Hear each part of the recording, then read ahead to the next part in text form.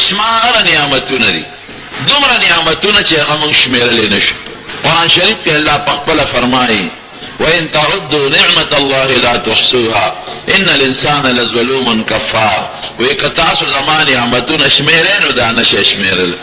دا اوبه د خدای لوی نعمت دی، دا هوا د خدای لوی نعمت دی، دا کائنات، دا ځمکه او د اسمانونه او دا سبزه او دا حیوانات چې دا مونږ استعمالو او مونږ خورو، دا ټول د خدای نعمتونه دي. او بیا زمونږ ستاسو د پاره لوی نعمت دا د دواړو جهانو مبارک سردار دی. دا نور نعمتونه خو د هر چا د مخکنو امتونو او زمونږ مو د رستنو د ټولو د پاره دي. هوا، اوبه، خوراک او د سکاک سامان او د اغوستو لباس دا د ټولو خلکو د پاره دی. خدا دو نعمتونه چې مونږ لکم خدای را کړی قسم دې کدا د بل چا شته. یو په هغه دواړو نعمتونو کې د الله د ای ماشومانو خبره مه کوئ، واړه مه کوئ خبر. یو په هغه دواړو نعمتونو کې د دواړو جهانو مبارک سردار دی محمد مصطفی صلی الله علیه وسلم. او دویم په هغه دواړو نعمتونو کې رونو قرآن شریف دی، دواړه د برکت خاوندان او دا دواړه یو بل سره لازم ملزوم دي. د حضور پاک نه خدای څومره فایده مخلوق ته ورسول. زمونږ ستاسو د ایمان دا د دغه دواړو نعمتونو برکت دی، د حضور پاک او د قرآن، د الله فضل او د دې برکت. دغه رنګې چې دا مونږ مونځ کوو، روجې نیسو، نیک اعمال کوو او دا مونږ عبادات کوو او شرعي او دیني اخلاق لرو، قسم دې دا هم د قرآن او د حضور پاک برکت دی. نو دا مونږ دا لوی نعمتونه دوه، دا هغه نعمتونه دي که مونږ ډېره زیاته شکریا ادا کوو د خدای، نو قسم دې که ټول عمر شکریا ادا کړو نو مونږ د خدای شکر نشو ادا کولو. اوس بلا شو قرآن شریف لا. قرآن شریف رو هغه کتاب دی که څوک یې لولي په دې ثواب، تلاوت کې ثواب، که څوک ورته هسې ګوري د محبت په نظر بیا پکې اجر دی، که څوک یې ښکلوي په دې کې هم ثواب دی، او که څوک یې سینې پورې نیسي په دې کې هم ثواب دی. قرآن شریف کې الله فرمایي ومن يعظم شعائر الله فإنها من تقوى القلوب. وی زما د هدایت د نښو عزت وکړئ، او قرآن شریف د الله د هدایت د نښو نه لویه نښه درو. که څوک ولا الماری جوړه کړي دې کې هم ثواب، که څوک دې رومال ته وکړي په دې کې هم ثواب، که څوک ورته هسې ګوري قرآن شریف ته د برکت په خیال، قسم دې په دې کې هم ثواب دی. او که تلاوت یې کوې خو بې شمېره ثوابونه دي. حضور پاک فرمایي یو حرف باندې 10 نیکۍ خدای پاک ورکوي. الحمد دې وي 15 حرف دي 50 نیکۍ شوې، او چې بسم الله الرحمن الرحیم دې وي دا 10 کم 200 نیکۍ ته وګټل. په بعضې صورتونو کې خاص فایدې دي، لکه د هغې بدله زه یو مثال درکم. یو سړی وایي یاره زما یو حاجت دی ونه پوره کېږي، داسې وظیفه دم درود راته وښایه چې زما حاجت پوره شي. نبی علیہ السلام فرمایي سحر وختي سوره یاسین وایه، یو حاجت نه ټول حاجتونه به خدای پوره کړي. یو سړی وایي غریب یم او فقیر یم، د روزه درک مې نه لري. حضور پاک فرمایي ماښام نه پس سورت واقعه لوله نو خدای به د فقر ختم کړي. یو سړی وایي د قبر د تیارو نه یریږم او د عذاب د قبر نه یریږم. حضور پاک فرمایي وی تبارک الذی سورت لولا الله به د قبر د تیارو د عذاب نه محفوظ وساتي. یو بل ملګری وی د شپې د غل نه یریږم او پیریانو نه یریږم، وجود مې رپیږي. حضور پاک فرمایي چې سمل آیت کرسی لولا نو خدای بس تاسو کې چې د گاونډیانو د کورونو حفاظت وکړي. یو بل سړی وی مور مې ناجوړه ده او نه ښه کېږي، د دنیا په ډاکټرانو مې وګرځوله خو ښه کېږي نه. حضور پاک فرمایي وی سورت فاتحه لوله په هغې دموه خدای پاک به یې جوړوي، دې کې شفا ده. اوس به یې در یو مثال درکم، دا د قرآن خیر او برکت دی. د نبي علیه السلام زمانه کې صحابه کرام په یو سفر تلل، یو ګودر و د هغې په غاړه کلی او قوم اوسېده، د دوی هلته شپه راغله. د هغه قوم د خلکو نه یې ډوډۍ وغوښته، د کوم مېلمانو هغې ډوډۍ ونه ورنه کړه. دې غریبانانو شپه نهاره تېره کړه. حالانکې مېلمانه چې یو ځای کې مېلمه شي نو خلک خامخا روټۍ ورکوي. جومات ته څوک راشي نو اواز وکړي خدای مو بخښه مسافر یو، نو دا خلک دا مساعده کوي، تعاون کوي یو بل سره، نو ډوډۍ ونه راوړي. دې ډوډۍ وغوښته، قوم ډوډۍ ورنه کړه. نو خدای د دې صحابو مدد کو. دا قوم چې کوم مشر عمر وچیچ چې ماریو چې سخت زهرو منډې ترړې ووالې سړی نښه کېږي زیاتېږي. چا ورته ویل لکه وی دی ګودر سره چې دا کم میلمانه راغلي دی او دیره دي داسې نیکان غوندې خلک معلومیږي. دی سره وګورئ که څوک دم والی دمګرې نو دی له پکې یو څو کسان رالل وی هل فیکم من را وی تاسو کې څوک دم والا شته؟ ان سیدنا لدغا زمونږ د قوم مشر مار لړم چې چلل او مونږ ولا ډېرې منډې ترړې والې سعینا هر قسمه منډه مو والا ولا ینفعه شیء څه فایده ورته نه رسي. کوم چې پکې مشر صحابي و ابو سعید خدری رضی الله عنه هغه وی او مال دم راځي وی راشه شابه سړی را نمري هله شابه دم پې واچوه هغه ورته وی ځای مړه د شوم پړق بچو بیګام دنه ډوډۍ وغوښته او ډوډۍ هم رانه کړه اوس خیراتي دمونه غواړئ ناچوم دم سړی را نمري مهرباني وکړه وی دم باچوم ټیک کېږي به په یو ساعت خو ناچوم هلکه ولې وی تاسو بیګا ډوډۍ رانه کړه اوس به دمه چوم خو مزدوري به راکې شکرانه چې ورته تاسو شکرانه به ورکې څومره شکرانه وی 40 ګډې او چیلې دې ته شکرانه وایي.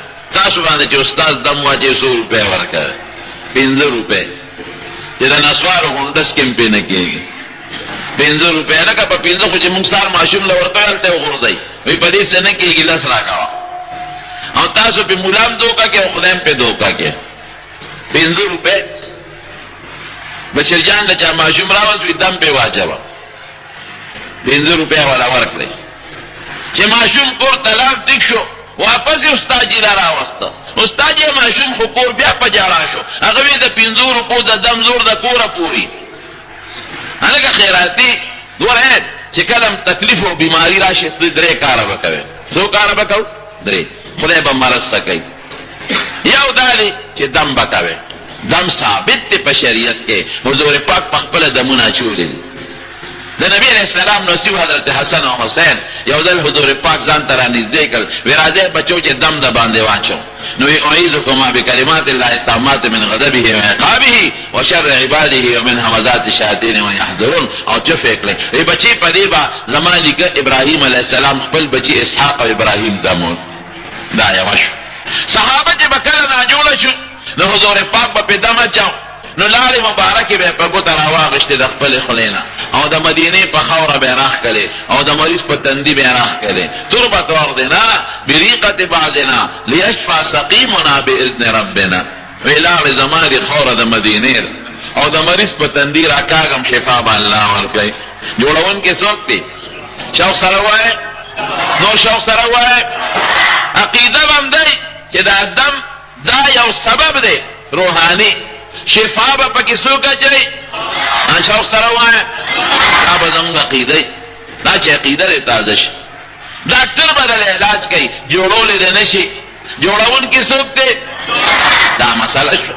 نو یو به دم اچوي یو ځل جبریل علیه السلام راغی حضور پاک ناجوړ او بیمارو ورته وایي دم د باندې واچو عجیبه خبره وی او صاحب واچوه دم نو جبریل علیہ السلام ورطا پی دم واچو بسم اللہ ارقیق من کل دائی نیوزیک اللہ یشفیک وی دا خدای پنم دے دمو دا ہر مرض ناری دمو اللہ با دے جوڑی بیا جوڑون کی سوک شو نا باقی دا ساد نیو با دم استعمال دویم بسکے دویم با علاج کے نبی علیہ السلام پا خپل علاج کرے او دا دیرو سیزون متعلق فرمائی لی علاکوی سنا یو بودی پا خواب حکیمان ورکل وی دا استعمال ہے وی پا یو شکی که شفا ونو پا سنا کے باو دا مرگ نا شفا او کلونجی یادا کرے دا دا غی صفت کرے دے حبت السودا شونیز ورطوی کلونجی کالا دانا دی بازار کے ملاوی گئی وی دا مرگ او دا بوداوالی علاوہ دا ہر شی علاج دے دارنگی حضور پاک نور دل سیدون ذکر کرے دے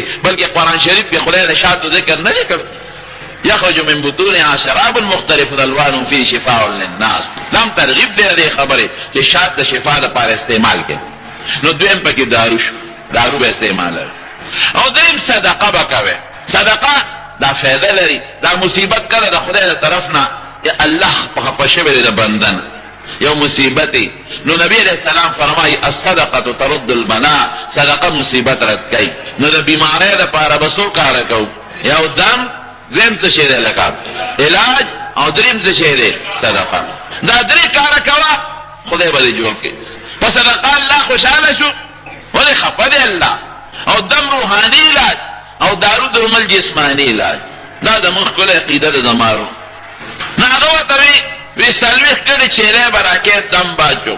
اخواران مجبور شو، هلکه 40 کړي چیرې خوړل شي وګوسه بله مجبوري ده. نو راغې او سورت فاتحه په ولوستله. په بخاري شریف، مسلم شریف، ترمذی شریف ټولو کې دا حدیث الفاظو کې یو بل نه لږ اختلاف شته، ډېره ته مفهوم بیانو.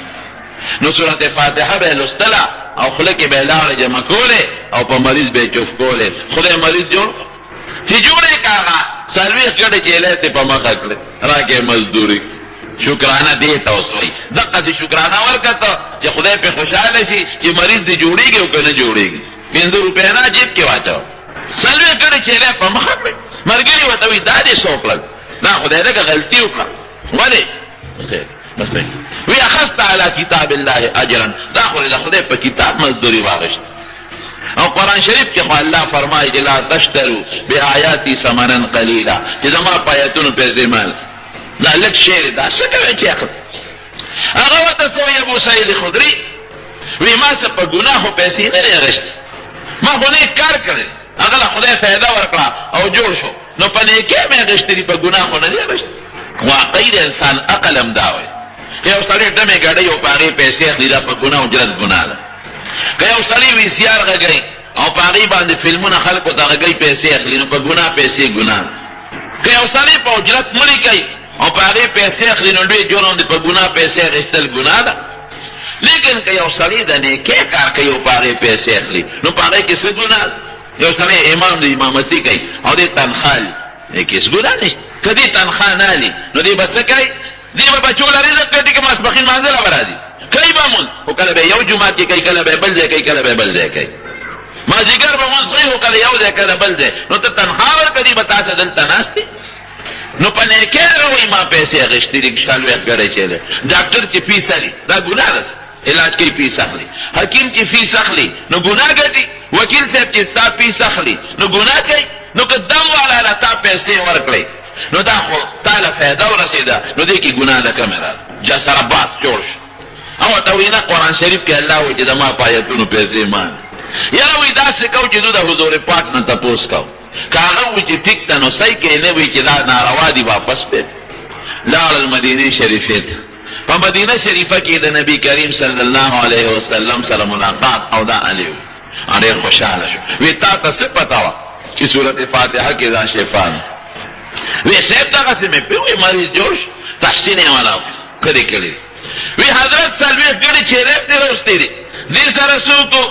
نو د بخاری شریف د حدیث الفاظ درته وایم. بخاری کې داسې دي ان احق ما اخذتم علیه اجرا لکتاب الله. وی ډېر ښکلې مزدوري او اجر خو هغه دی چې د خدای په کتاب دی واخیستم.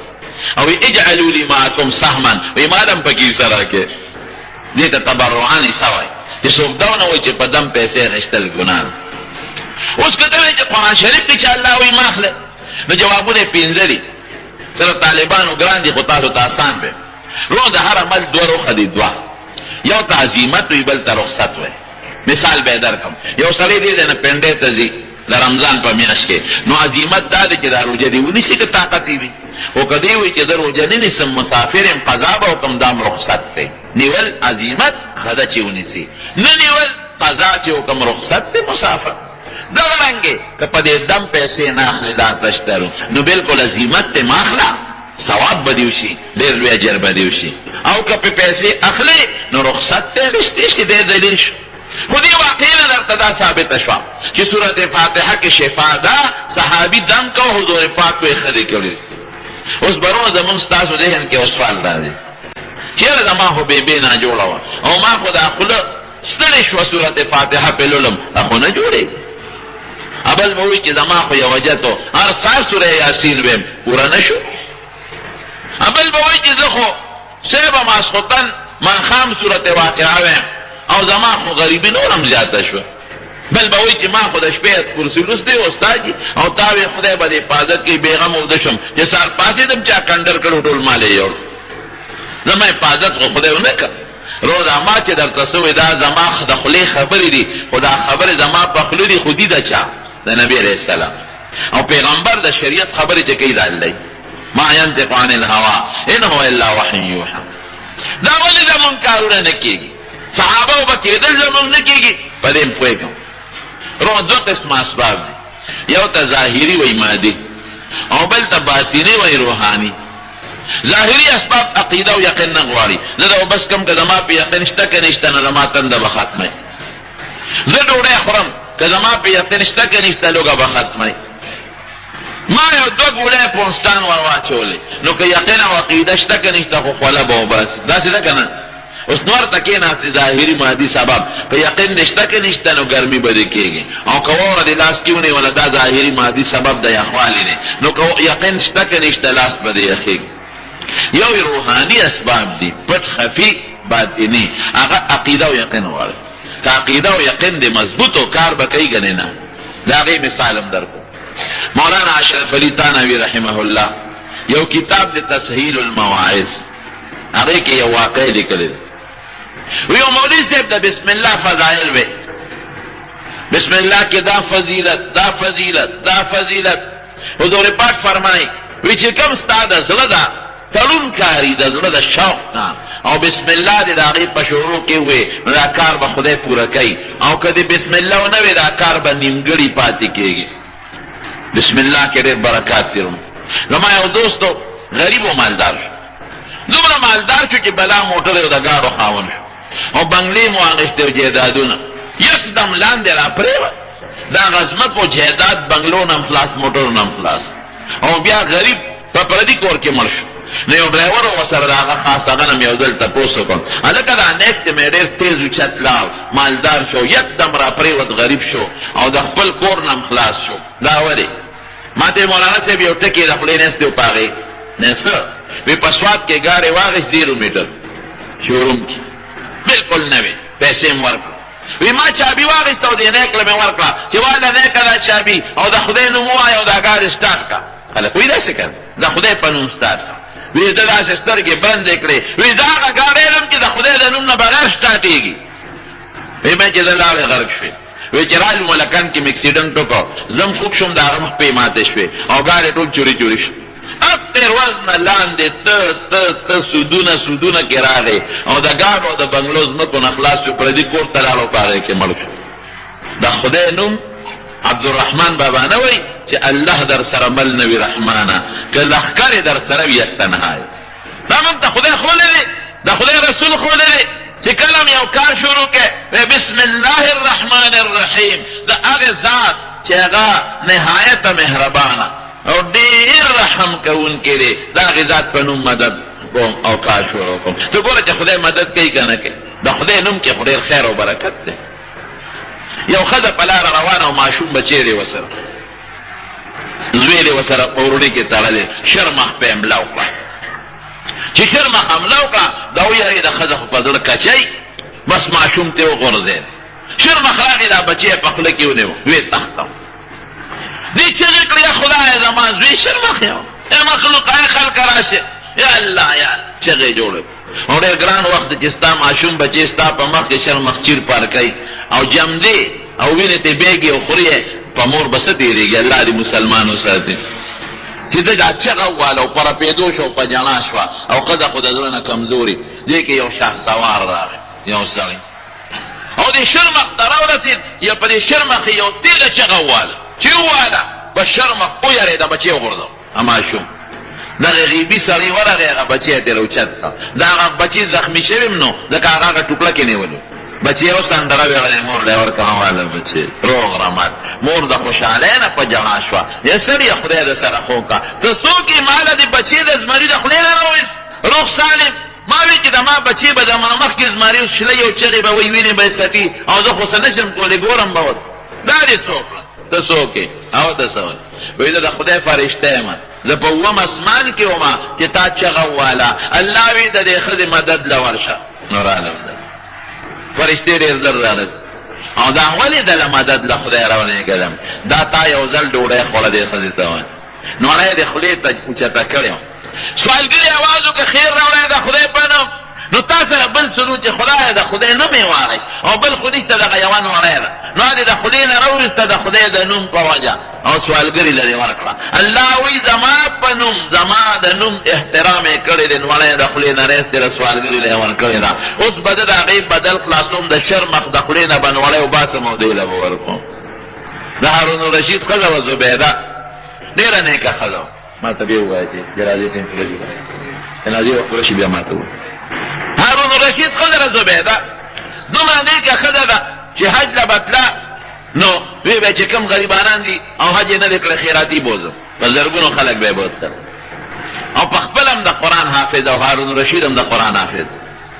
او په محل کې چې څومره بابوګان دي او که کلرکان دي او که جاروکش دي، دا ټول لپاره مهرت کوو چې د قرآن حافظ به دا قانون یې جوړ کړو چې څوک د قرآن حافظ دي زموږ محل کې به ډیوټي نه کوي. که یو سړی جارو وی چې هم د خدای ته قرآن تلاوت کوي، او که سیکرټري او بابو د قلم ډکوي چې هم د خدای د قرآن تلاوت کوي. او د مکې مکرمې ته یو نیر راوستی، یو نیر زبیده ورته وایي. ډېر خدمت یې کوو، د نوم احترام دې وکړه، لوپټه دې په سر برابر کړه، زه په دې مې وبخلې جنت ته ځه. نو بسم الله د هر کار کې وایه، ها په دې خدای خوشحالېږي. کور ته ننوځې بسم الله الرحمن الرحیم، یا بسم الله. نو بس کې وی بسم الله، ډوډۍ خورې وی بسم الله، چې فارغ شې وی الحمدلله، کمیس دې واچوې بسم الله، چې کله پې شروع کې کور ته ننوځې بسم الله، په دې خدای خوشحالېږي. نو د مولانا صاحب د بسم الله فضایل بیانو، نو په جوش کې راغی. هلکه وایي چې څوک بسم الله وایي په دریاب دې ورځي خپه به هم نه لمدېږي. یو باندې ناستو په جمع کې، هغه وایي استاد جي خدای را سره ښه شه، زه خو په سیند راځم او مانګې رانه بلا پیسې اخلي په کشتۍ کې. دا خلک یې دم دې راته وخوا چې منځه شو چې سینګ ورغی، دریاب سیند خوا کې ودرېد او بسم الله الرحمن الرحیم پې ور روان شو. یقین کوه د یو سر نه بل خوا پورې وته او خپه هم لمده نه شوه. اوس چې دې بسم الله وایي چې راځي بسم الله. هلکه د اوبو سینګ ډوب نه که، د اوبو دا ډوبوالی د چا په اختیار کې دی؟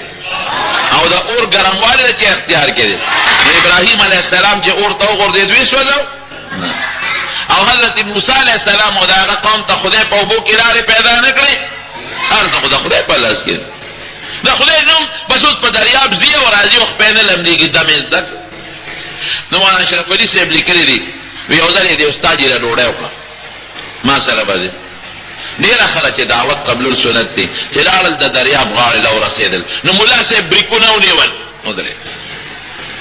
ابانډیسي ورته وایي مبتدي، وی استاد جي راځه که نه؟ وی چېرته؟ وی زما کور خو د سیند نه پورې غاړه دی. وی صبر وکړه چې کشتی راشي که نه؟ وی په کشتی څه کوې؟ وی په څه کې به ځو؟ وی هغه بسم الله والا دم وایه راځه که نه؟ وی مونږ غر کې دی استاد جي تا چې جمعې په ورځ ویلو، وی غلش هغه د مونږ خولې نه دي په قلار کې، اوس مونږ له کار ګورې دي تا ترین دریاب کې مې غر کې. مقتدي ورته وایي چې هلته یو سړی دلته بل څه د په زور دی دیغو بسم الله به ویل ځو. جګړه شو. اخره کې مقتدي ورته وایي ګوره تا چې دم خولې زه مقصې ځم راځم خپه نه لمدېږي او ته یارېږي، زه رانه مخکې کېږم راځه، که دې ډوب کړم نه راځه او که دې ډوب نه کړم راځه. نو ډېره ښه. نو مقتدي ته مخکې شو، د ملا صاحب لاس یې ونیو، اخو د مخکې نه بلد و، وی بسم الله الرحمن الرحیم چف او پې روان شو، پې نېږدي او استاد یې ورپسې ځي خو خپې نه ځي راځي، د خدای خیر پکې واچوه. دا ولې وروڼو مولانا اشرف علي صاحب لیکلي دي، وایي چې چا دم خولې دی د هغه یقین کمزوری دی، نه شي کولی. چې چا زده کړی دی یقین مضبوط دی، پې نیغ روان دی. نو روحاني اسباب کلکه عقیده او مضبوط یقین غواړي. بل مثال به هم درکړم. زمونږ په دې درود شریف یو کتاب یو عالم لیکلی دی، دلائل الخیرات ورته وایي، ټول پکې د حضور پاک درود شریف.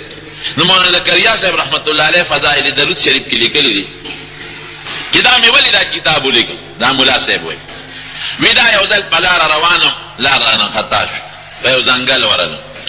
وی ځنګل کې تلم تلم تږي شو، وی قریب وم چې د تندې د لاسه مړ وې، یا خدایه اوبه نشته دا به څه کېږي. وی ناګانه منډې ترړې وم، یو کوي مې صحیح کړ. چې ورغلم د کوي په غاړه ودرېدم، نو اوبه خو پکې شته خو برقه نشته. یا خدای اوس ښکته زه کوزېدی نه شم، برقه نشته دا به څه کېږي. وی یو ماشومه جینۍ وه ویل کې هغې ګډې چیلی سره وله، شپونکی وه پوټینی. راله ما ته وی کاکاجي ولې؟ ما ورته وی بچې اوبه نشته تږې. وی د کوي کې خو شته. ما یې بچې کوي کې خو ما ته هم ښکاري برقه نشته. وی دله راوباسم، ما یې کدره وویستل وی هغه ماشومه راله او د پی په غاړه ودرېده مې دې سره به بورقی نو وی ټکي وي چوف یې کړی وی اوبه راوچتېږي د پی سر نه راورسېد څکه کاکا جي اوبه وی په لپو لپو مې وڅکلې وی موړ چې ما وی بیا چې ټکي وي چوف یې کړی اوبه بیا ویخله لاړه ماشومه مې کلکه د مټه ونیوم چې بچې انسان یې که پیری یې دا دې څه وکړل وی زه خو انسان یم د انسان لور یم دا دې څه چل وکړو اوبه سر ته رالی او بیا لاړې وی دا خو مې د استاد جي نه یو ټکی اورېدلی دی او چې زما ساجد یې هغه ویم خدای مې کار کوي څه ټکی دی هغه یو ځل استاد جي وی چې څوک درود شریف وایي او ساجد یې خدای به وله پوره کوي نو چې زما ساجد یې درود شریف ویم خدای پوره کوي دا مې درود شریف ووی اوبه سر له رالی اجت پورا شو بیا مې وی بیا ویخله لاړه اوس موږ څومره درود شریف وایو وایه موږ له پې چې توبه د کوي نه سر له رالی نه دا ولې د هغې کلک یقین و د دې ماشوم چې مضبوط عقیده او کلک یقین مضبوط قسم دی دا اسباب خو د خدای په لاس کې دي نو روحاني اسباب کلک یقین غواړي او مضبوط عقیده غواړي کلکه نو د پیغمبر خبره دروغ نه ده رښتیا ده که ستا کلک یقین او مضبوط عقیده وه لوله سورت فاتحه بالکل به دې مور جوړېږي او سوره یاسین سار وایه خدای به دې اجر پوره کوي زه خو نه یم دا خو حضور پاک فرمایه او سورت واقعه ماښام وایه خدای به دې فقر ختم نو دا روحاني اسباب دي نو دا د خدای ډېر لوی احسان دی او د خدای کرم دی چې موږ له خدای داسې عظیم نعمت راکړه د قرآن شریف په شکل کې خدای پاک دې زمونږ او ستاسو نصیب وګرځولي دا ماشومان بچي چا چې په نادره قرآن شریف زده او دا شپږ بچي چې حافظان شو قسم دی نن به ستاسو په دې کلي کې د خدای د فرشتو د خوشحالۍ انتها نشته نن الله دومره خوشحاله دی دومره خوشحاله چې مونږ ته ښکاري نه نن د خدای فرشتې خوشحاله دي ولې 28 کورونو ته د قرآن رڼا ورسېده دا قاري صاحب دی دا څومره نیکان خلک دی خدای دې څومره خیر رسوي دا الله کتاب دی دا الله خبرې دي او ډېر د برکت کتاب دی او هغې د برکاتو متعلق بیان درته ما دا یو څو خبرې عرض کړې وروڼو چې دا چا قرآن شریف زده کړو چې د قرآن طالب ورته وایي دا د خدای په نزد ډېر انتهایی محبوب دی او ډېر د سعادت خاوند دی ما یو حدیث تاسو مخکې لوستلو نبی کریم صلی الله علیه وسلم فرمایي لو جعل القرآن في إهاب ثم ألقي في النار محترق وی که قرآن شریف دا په یو سرمن کې بند شي او دا سرمن د جهنم اور ته غورځي نو سوځېږي به نه إهاب په عربی کې د کچه سرمن ته وایي چې دا دباغت نه ورکړی شوی نو علما لیکي دې نه معلومه شوه که یو انسان د قرآن حافظ شي او دا قرآن د ده د رګونو ته او د باطن ته کوز شي دی به د جهنم اور نه سوځي او بل حدیث پاک چې ما ستاسو مخکې لوستلو نبی علیہ السلام فرمایي اشراف امتی حملة القرآن و اصحاب الليل وی زما په امت کې دوه ډلې ډېرې بهترینې دي یو هغه خلک چې د هغې په سینو کې د الله قرآن شریف پروت دی او دویم هغه خلک چې نور خلک ودي او دوی په دا نیمه شپه کې راپاسي او خپل رب ته جاوي زمونږ د دین په دې علماو کې عالم تیر شوی دی ابن جریر طبري رحمت الله علیه دا دوه کسه یو معتزلی یو د اهل سنت والجماعت یو لوی عالم او مفسر دی خپل واقع لیکي وي د هندستان کې په یو کلی کې مونږ طالبي کوله طالبو پخوا خو داسې مدرسې نه وې دا اوس چې کوم دی خو په یو جومات کې به درس او عالم ته به ګڼ کسان شمېر راتلل او سبق به یې زده کو تلل به وایي مونږ سره خرچه خلاصه شو په دا نیم د کال کې وایي مونږ بسترې په اوږه کړې او روان شو چې ده کلي ته به لاړ شو مور پلار به مو نو لږ دمه به مو کو او خرچه به راوړو باقي سبق به بیا پوره کړو وایي چې مونږ د دې جومات نه ووتو د دې جومات مخې ته یو بابا او یهودي د هغه دوکان راپاسېد مونږ به د سودا وړانو بلد ورا سره طالبانو څه کوئ سبق هم خلاص شو څه مونږ نه سبق خو نه دی خلاص خرچه خلاصه شوه نو زه کلي ته ځم ملاقات به مو که لږ به دمم شو خرچه به راوړو بیا به سبق پوره وی ښه د خرچې د وجې دی مونږ ویو وی دی چې تاسو باندې څومره پیسې لګي دا به زه لګوم خرچه زما شوه مونږ وی یاره دا خو یهودي دی موږ خو مسلمانان یو دې څنګه به مونږ خرچه کوي دا خو یو ساعت یې وکړو بیا په مونږ پوه شو وی چې نه ګورې زما ست نه دی تاسو هم د یو آسماني کتاب خدمت کوئ چې قرآن شریف دی او زمان په یو آسماني کتاب ایمان دی چې تورات دی نو زما او ستاسو کتاب دواړه د الله د طرف نه دي نو زه خالص د الله د رضا لپاره په تاسو خرچه کوم وی حتی چې زمونږ نه بسترې واخېستې او جومات ته یې یوړه ویتلو بل هغه یهودي بابا دا دکان نه بم سودا راوړه چې سبق هم کله خلاص شو نو مونږ ورلو بابا هغه کاپی دی وګوره چې په مونږ څومره خرچه کړي چې درته راولېږو وی ما خو نه ده لیکل بابا دا خو تا په مونږ بلا روپۍ ولګول وی تاسو ته ما نه ویلې چې تاسو دا یو آسمانی کتاب د قرآن شریف طالبان یو د هغې خدمت کوي او زمان په یو آسمانی کتاب ایمان دی چې قرآن شریف نو زه خالص د الله د رضا دپاره په تاسو خرچه کړم زه په مخامخ لاړم ډېره زمانه پکې تېره شوه وی زه د یو څو ملګرو سره حج له لاړم د بیت الله وی چې حج نه مخکې یا وروسته طواف مې کو د بیت الله وی څه ګورو چې دې مطاف کې چې دا کوم ځای خلک طواف کوي دغه یهودي بابا ناست دی مونږ چې طواف خلاص کولو شکه مو پرې راغی بابا ته د هندوستان د فلانکي کلي خو نه وی همدغه کلي بابا هلته یو دوکاندار و د یو جومات مخې ته چې ته به هغه دوکاندار بابا خو نه وی بچی ومغې بابا یو تپوس کوي چې خفه نه شي هغه دوکاندار خو یهودي دی او ته خو حج له راغلی یهودیان خو حج له نه راځي وی بچی هم هغه دوکاندار یم زه یهودي وم خو ما ته الله ایمان را نصیب کړی نو زه راغلی یم حج له تاسو څوک یې چې ما د دومره نږدې نه پېژنې مونږ ورته وایو چې مونږ هغه طالبان یو چې به مونږ خرچه خلاصه و تا را سره مدد وکړو او سبق هم پوره کړو وی ډېر زیات خوشحاله شو او راپاڅېد راته رغاړه وته او د خوشحالۍ نه یې وجړل وی بچی ستاسو د برکت نه ما ته خدای ایمان را نصیب کړی دی څنګه وی تاسو چې په کومه شپه رخصت شوې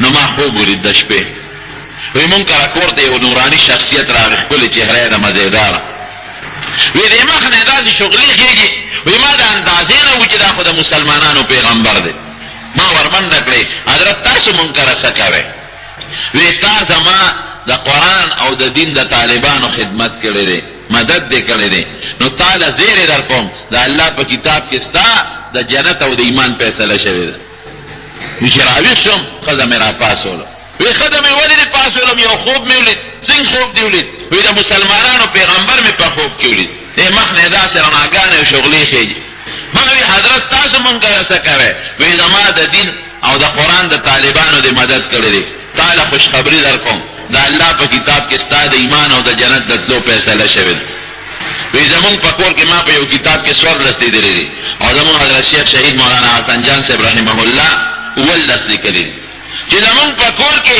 19 کسانو او دې ټولو په دا یو شپه دا یو شان خوب لیدلی دی وی نیغ لاړو ستاسو هغه ملا صاحب له او د هغه په لاس هم بیعت وکړو او خدای پاک ایمان را نصیب ضرور دې نه تاسو اندازه والی چې د قرآن طالبان د خدای په نس څومره د عزت خاوندان دا دې ګوره چې څوک یې خدمت کوي قرض او حقوق خدمت کوي او څوک پې خرچه کوي هغې ته خدای ایمان ور نصیب کوي او جنت ته یې لېږي نو ستاسو په دې جومات کې دا مدرسه ده تعلیم القرآن والسنه او دا علماء کرام او قاریان د هغې خدمت کوي او دا تقریبا 28 کسان دا څه په ناظره او څه په حفظ فارغ شو دا 28 کسان قسم دی که په غټو مدرسو کې فارغېږي هغه مدرسه چې دا میاشتې لکونه روپۍ چندې وي او بجټ وي او په هغې کې لنګرې وي او 10 استادان لري 20 هغې نه دونه نه فارغېږي لکه دې نه چې فارغ شي دا ستاسو د دې کلي دپاره ډېر لوی رحمت دی او ډېر لوی برکت دی نو تاسو به 2 کاره کوئ یو به دې مدرسې سره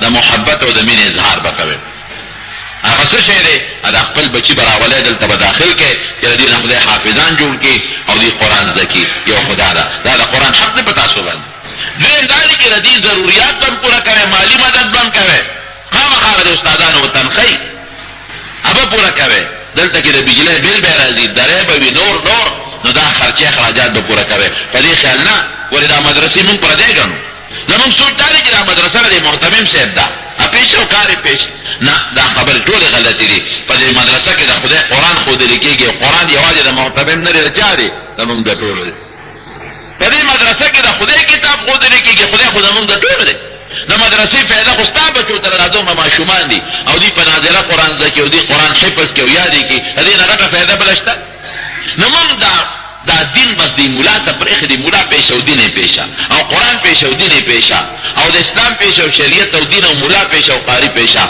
دا مولا پورې او قاری پورې مه تړئ هر یو کس دا سوچ وکړئ چې دا قرآن زما د خدای کتاب دی او دا مدرسه زما د الله د کتاب مدرسه ده په دې مدرسې سره تعاون وکړه او مینه وکړه ته ګوره چې خدای سره مینه کوي که نه کوي نو دا یو څو خبرې پاتې وې دا مې درته عرض کړلې او الله دې دا مدرسه کامیابه کړي خدای پاک دې ول ترقی او برکتونه ورکړي.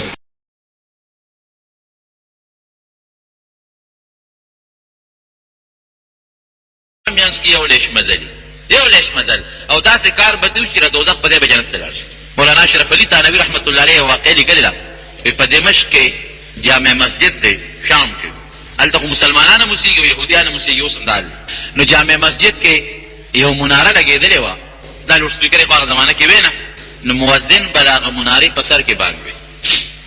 او زمونږ دا فقها لیکي چې که یو سړی په یو کوټه کې بانګ وي که نه، د منارې سر دی یو کوټه ده، نو که دی د حي علی الصلاة او حي علی الفلاح دپاره د هغه کړکۍ نه بار هم سر وباسي نو بهتره خبره، جایز هم دي بلکې بهتره خبره چې خلکو ته آواز ورسېږي. دا بوډا بابا د شپېتو او یو اتیو کالو مثلا ده به په هغه مناره کې بانګ وي ختمه، بس مؤذن دی بانګي دی، نو چې حي علی الفلاح دپاره به حي علی الصلاة دپاره به دې طرف ته مخ د منارې د کړکۍ نه وویسته او د حي علی الفلاح دپاره به هغه بله کړکۍ کې سر وویسته چې خلکو ته آواز ورسېږي خلک باندې راشي. وی حسب معمول یو ځل بانګ وي چې بانګ یې وي او د حي علی الفلاح دپاره د جومات د هغه منارې نه ګس طرف ته سر وویسته، نو د هغه جومات په څنګ کې په دې منارې د ویښ کې د یو یهودي کاکا کور یهودي اوسېده، د هغه په دې کور کې یو جینۍ وه، په هغه جینۍ نظر ولګېده دې حي علی الفلاح سره چې بانګ یې ختم کړ. انسان د شیطان په دا زړه کې نبی علیہ السلام فرمایي ان الشیطان یجري من الانسان مجرى الدم، چې شیطان د انسان په دې رګونو کې داسې ګرځي لکه وینه چې ګرځي وینه. نو شیطان دوکه کې خطا کې سپینګری سړی دی چې بانګ اخلاص کا کړکۍ کې سر داسې لاندې کړ اجینې ته ګوري، پیغله جینۍ دی ورته ګوري، چې ورته ګوري نو هغه جینۍ په نظر شوی دی، هغې ورته وکتل وی بابا څه کې پردو کورونو ته ګوري، اخره کې خدای لیوانې کړې پردو کورونو ته ګوري، دی ورته هماغسې نیغ نیغ ګوري، هغې والا بیا آواز ورکړه بابا خدای ته وګوره څه کې پردو کورونو کې ګوري، ذات نیک بخت خپل بانګونه د خپل جومات کې منځونه کوه ته اوس پردو کورونو ته څه لګوري. بوډا بابا ورته وی بانګي مؤذن وی یاره جینۍ ډېره زیاته مې خوښه شوې چې مې ولیدې نو مینه مې در سره پیدا شوه، ډېره زیاته مې خوښه شوې. او ورته وی خدای ته وګوره ځان ته م وګوره او ما ته م وګوره، ته خو دا یو اتیو کالو بابا یې د نوسو نه پس وي هغې ته مونږ کړوسۍ وایو، تاسو ورته څه وایې کړوسۍ ورته وایي، زه خو ستا د نوسۍ او د کړوسۍ په ځای یم، ته خو ما د نیکه نام زیاتې، خدای ته وګوره ما هم مه شرموه، اوس به کور ته پلار مې راننوځي رور به مې راننوځي مسله به پېښه شي، زه خدای لپاره خپل بانګونه دې وایم. دی ورته وایي چې نه که نه داسې نه کوو ګناه به نه کوو ناروا به نه کوو، زه تا د نکاح پیغام در کوم ما سره نکاح وکړه، ته مې ډېره خوښه شوې او ما سره نکاح وکړه. مولانا اشرف علي تانوي رحمت الله علیه دا واقعه ډېره د عبرت کړې ده د دې حدیث په رڼا کې. اجینۍ ورته وایي چې ته ځان ته م وګوره نکاح خو چې څوک کوي نو عمر برابري یا که فرق یو څلور پنځه شپږ کاله فرق نو څه خو ته ما د نیکه نام زیاتې او زه خو ستا د نوسۍ نام زیاتې، خدای لپاره داسې کوې. خیر دی لګیا دی ورته او دا د عشق او د محبت دا بوت چې په سړي سور شي بیا د حیا متښتي، دومره هم بېوقوف نه پوهېږي چې دا زه خبرې کوم د هغه څلورم پنځم چت د منارې نه خو دا کلې ټوله وړي، په دې سوچ و سخوار نه دی، مجنون به لیلا پسې په کوڅو کې ګرځېده، نه به ځان نه خبر و سپو به هم پې چکونه لګول، نه هغې نه خبر و نه د انور نه خبر. مونږ وایو مونږ په خدای عاشقان یو او مونږ په پیغمبر عاشقان یو، دا وایو که نه وایو، او مونږ عاشقان او که عاشق ته دې وایي چې مانځله راځه یاره جي ګرمي ده که نه ښه ماسخوتن به وکړو هلکه مونځ وخت دی او څادر ترې راکاږي چې پاسه نیکبخته سبا بانګې ووایي مانځله راځه، دې څادر نور هم عاشق ځان باندې راکاږي. عاشق دې ته نه وایي، عاشق به د الله او د رسول په محبت کې بیا بړستن هم غورځوي، نور به هم نه پېژني، یخني به هم نه پېژني، ګرمي به هم نه پېژني، ته عاشق وایي. الله دې مونږ کې حقیقي د الله او د رسول عشق پیدا کړي. نو دې د هغه ځای نه لګیا دی چغې وایي هغه جینۍ ته درخواستونه کوي، شرط را باندې کېده، مهر غواړې، پیسې غواړې، کور غواړې، سونه کالې غواړې، چې څه څه غواړې زه درنه در کوم، خو جینۍ ما سره به نکاح کوې جایزه شرعي نکاح به را سره کوې او زه تا سره واده وکړم. جینۍ پوه شوه چې دا بابا خو نه وړي، ورته ویې داسې کار دی بابا شرطونه به په خپل ځای پرېږدو، زه ته بوډۍ سپینګیرې یې، زه کشه جینۍ یم، زه یهودڼه یم او ته مسلمان یې، زما له زما ضمیر اجازت نه راکوي چې د مسلمان سړي سره نکاح وکړم. دی ورته څه وایي ته خو بانګونه هم ویلي دي او د ملیانو تقریرونه یې م اورېدلي دي، وی تا له اجازت نه راکوي خو ما له راکوي. زما په اسلام کې د کتابیې سره د یهودڼې سره هم نکاح کېږي او د عیسایانې سره پیرنګۍ سره هم نکاح کېږي، اهلي کتابو سره نکاح کېږي، او چې ستاسو شرط یې هغه لګوه خو نکاح به کوو. او ته څه وایي او ته وایي چې ستا په کتاب کې خو ما سره نکاح کېږي خو ما له زما ضمیر اجازت نه ورکوي، زه مسلمان سره نکاح نه کوم. ځکه د خوښۍ او خامخا ما سره نکاح کول غواړي. ناجنې ورته وایي نه درنه پیسې غواړم، نه درنه زیورات او کالي غواړم، نه درنه کور غواړم، یو شرط در باندې لګوم، راځه بیګانه دې ښځه نکاح به وته راځه، هېچا سره نه پلار سره صلاح کوم نه مور سره مشوره کوم، بس را کوزېږه او نکاح به وتړو، زه به دې ښځه شم او اوس در سره ځم خو په یو شرط. بابا خوشحاله شو چې ګنې پیسو میسو والا څه شرط به ولګوي. وایي څه شرط دی؟ وایي د ایمان به دې پرېږدې، یهودي کېږي، ایمان دې پرېږده یهودي شه، راځه اوس نه دې ښځه. دی ورته وایي چې جنۍ دا شرط مه لګوم، دا خو ما اویا اتیا کاله بانګونه ویلي، منځونه مې کړي دي، زکاتونه صدقې مې کړي دي، روجې مې نیولې دي، نو زه به اوس دا هر څه پرېږدم. وایي بس نو نور په ارام کښېنه، بل شرط نه منم، دا یو شرط دی، که دې خوښې راځه اوس نه دې ښځه نکاح کوو، او که دا شرط نه منې نو چغې مه وهه. دی ورته بیا درخواستونه کوي، سړی پوه شو چې بل شرط. وایي ښه که دا ایمان پرېږدم نو نکاح به وکړې. وایي بلکل در سره وعده ده. وایي ښه ایمان مې پرېښوده درلم، ایمان مې پرېښوده درلم. مولانا اشرف علي صاحب لیکي خوشحاله و که نه بابا چې بس په اسانه باندې راته ښځه میلاو شوه. وایي چې ایمان مې پرېښوده او درلم او په وړی باندې را کوزېده نو خپې وښوېده، لاندې ځمکې ته را پرېوته، دا سر یې لاندې جو خپې به د پاسه چې دا سټ یې مات شو مرده شو. نبي علیه السلام رښتیا وایي که دروغ وایي؟ وایه رښتیا وایي. د دغې بابا دا مرګ مقدر و، دی به خامخا مړ کېده، دی وخت مقرر و. اذا جاء اجلهم لا یستقدمون ساعة ولا یستأخرون، دی ټیم دغه په وړی باندې به دی خامخا ښوېده، دا سټ پې ماتېده، دی به خامخا مړ کېده. خو که دی یهودي شوی نه وی نو کوم خوا به ته 80 اویا کاله بانګونه وي، دغه وخت کې هم د الله ذکر وکړو بانګې وي، جنت ته به ته. د ده او د جنت په منځ کې یو لیش مزل و، یهودي شو د جنت په ځای کوم طرف ته لاړ؟ جهنم. نبی کریم صلی الله علیه وسلم یو جهاد کې شریک و، جهاد کې یو سړی ولا راغی کافر، وی د الله رسوله که زه مسلمان شم او وجنګېږم مړ شم چېرته به ځم؟ وی جنت ته. نو ما خو زمونځ او دس تاسو چې کوم عبادت کوئ دا مې نه دي کړی. وی بس ټیک شوه، ایمان راوړه که وجنګېدې او شهید شوې جنت ته به دې کلمه شهادت یې ووایي. د نبي علیه السلام په مبارک لاس کې لاس کېښود، مسلمان شو، توره یې واخېسته چې مخکې لاړ، یو کافر دوی مړم کړل او دیم پکې غریب شهید شو، په هغه ټکې شهید شو. رسول الله مبارک وفرمایل وی هغه انسان چې هغه بغیر د روجو نه، بغیر د منځونو نه، بغیر د عبادتونو نه جنت ته تللی وي، ادا سړی دی. ګوره مرګ خو یقیني و، که دا کلمې شهادت یې نه وی ویل، ایمان یې نه وی راوړی، دی به کوم خوا ته؟ جهنم ته به ته. ایمان یې نه وی راوړی کوم خوا به ته؟ جهنم ته. مرګ خو په دقه ځای یقیني و، خو چې ایمان یې راوړه جهنم ته یو لش مزل و، د هغې په ځای جنت ته لاړ. نو وروڼو ګوره هېڅ پته نه لګي. دا مې دې پورې درته ووایې چې د ایمان او د مسلمانۍ مثال زمونږ مشران د دیوال د پاسه سفر کولو سره تشبیه ورکوي. داسې دی لکه چې ته په دیوال د پاسه روان یې، ډېر سوچ سره به ګرځې، هسې نه خپلې وښویږي لاندې پریونه دي. ایمان سره او اسلام سره چې ته ګرځې او روان یې، په سوچ په قدم اږدې، د ایمان د نه ونه ښویږي، خطا نه شي، په پیسو در نه ایمان خطا نه شي، په پیسو در نه دین خطا نه شي او څوک دې برباد نه کړي. یقینا دې زمانه کې د امریکې د یهودیانو د عیسایانو دومره چالونه روان دي، دومره چالونه چې زمونږ ډېر مسلمانان زړونه د ایمان نه خلاص کړي. نو خبره مې دې پورې کوله چې محمود غزنوي رحمت الله علیه فرمایي چې زما زړه کې دویم سوچ دا و چې زه به ما به الله وبخي که نه، هېڅ پته نه لګي. ولې د مسلمان دوه خاصیته دي، ښه یو دا بین الرجاء والخوف په دې ژوند تېروي، امید بام لري چې ما به الله جنت ته بوځي، ما به الله بخي، ولې ایمان مې راوړی دی. زمونږ دا امید دی د الله نه، خو یاره بام کوي خپه مې خطا نه شي، نو ما ته پته نه لګي.